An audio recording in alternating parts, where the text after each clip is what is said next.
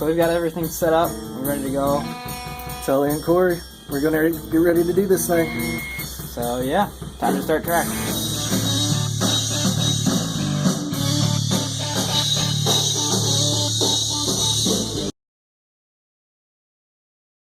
So for our preamps, the kick in and out amps or mics we are running through the Vintech.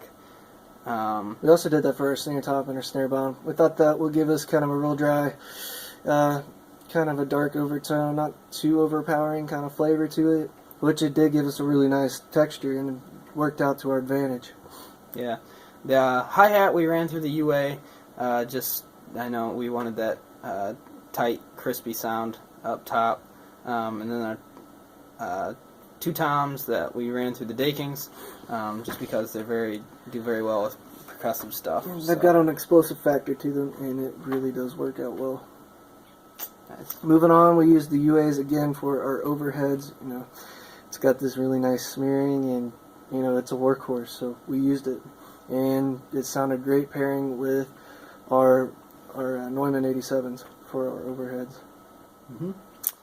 And then for the room mics, we put them through the Manleys. We put the C214s through the Manleys. Just thought that'd be a great combination to really capture the overall sound of the room. Besides, we picked up really great kick drum and snare drum presence, but as Eliot said, when we flipped the faders up, you heard the room sound, and that's what we were going for, and that's the feel that we were looking at. Yeah. So for bass, we actually tried the Shadow Hills. I think we liked it. Yeah, it actually did the job and fit our song that we needed. We put it on the steel setting, so that we found that setting. We first had it on the nickel because it was just kind of this nice rounded. We had a lot of low end, really present low end, which was great. But then we threw it in the mix and it's like, it's not cutting through. We need a little bit more string noise. Threw it over to the steel and it just kind of popped out a little bit more for us. And that's why we chose the setting. And then for the guitars, the Royer we ran through the. What did we run that through? Oh, we did that through the Manley as well. Yeah. Ran the Royer through the Manley, and then we had a 57, which we ran through a Focusrite. Through the Focusrite with our 57, we were able to pick up the high end on the guitar, really clear, real clear, lots of clarity through the top end, which is what we needed. We needed it to cut, and it cut through for us. In the Royer, we needed lots of body. We wanted the low end to come through those guitars, as well as a little bit more. We wanted to. What am I trying to say?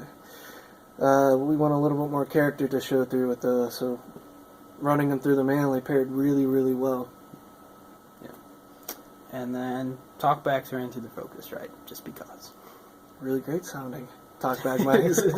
But I think that's the general setup. Hey guys, this is the rack mount series gear that we did use for this session. Starting off, we had our Manley Force. A little bit more low end that paired well with our Royers and more of our bass tones that we had. Moving on from that, we have our Focusrite, which is our really clear cutting, and one of our workhorses. And then we come over to this side, and we've got the green ones here are the Dakings, which we used on our toms and really liked. And then we move on to the Vintech preamps, and then the Shadow Hills preamps that we used one of them on the bass.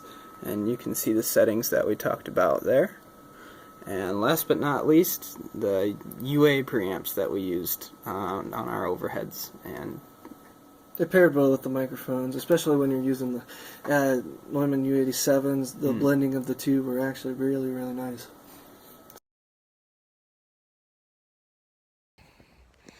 What's up, guys? I'm going to take you through my drum setup here. Me and Eliot both helped design. Just kind of going over an overview here, if you guys can take a look. Let's start with the kick drum. On kick drum, we're on the inside, we got a Beta 52. The outside, we got an EV20, or RE20, sorry, my bad. On toms, of course, we're going to use the 421s, the Sennheisers. Snare drum, we got a 57 on top and a 57 on the bottom, if you guys can get in there and see that. And then coming up through the top, we got a Neumann 184. And for overheads, we're going to be using the U87s, which sound in this room really, really fantastic. They pick up the room well. And also we're running a loom line pair with a bunch of 214s. You can see here, we're running them at the 90-degree axis. And that's our basic setup. And right now we're picking up a lot of the room sound, and which is a very, very good thing. Plus we're getting really great contact point sounds. But that is our setup. Hope you guys dig it. This is it. I explain our guitar miking setup down here. So we've got an SM57 and a Royer 122. So that we get a couple different tones, and we already checked them out, had someone play through it while we're at the mixing board, and we got them pretty well phase aligned, so we should be ready to go. What's up, guys? I'm back. I'm going to explain our vocal setup. Very, very simple. We're running talkback mics. We're just running our standard 57 right here, this guy, and in the next one we're running a U87 with a pop up filter. Now we're splitting into two ISO booths here. We're gonna have both the guys try to harmonize and sing their parts, but this is a little simple setup we got going on. Alrighty, we're back at it.